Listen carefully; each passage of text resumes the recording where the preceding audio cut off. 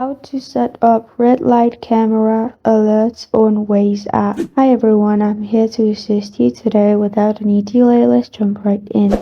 First, open Waze app on your device. Make sure you're logged into your account.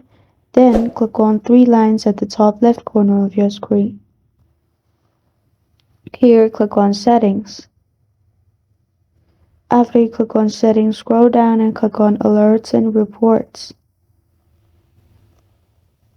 Here, click on Reports. Then you will find Cameras option, click on it. You'll find red light camera, click on it.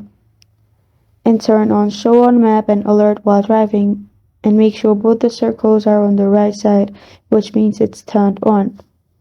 After you do this, you're good to go. This is how to set up red light camera alerts on Waze.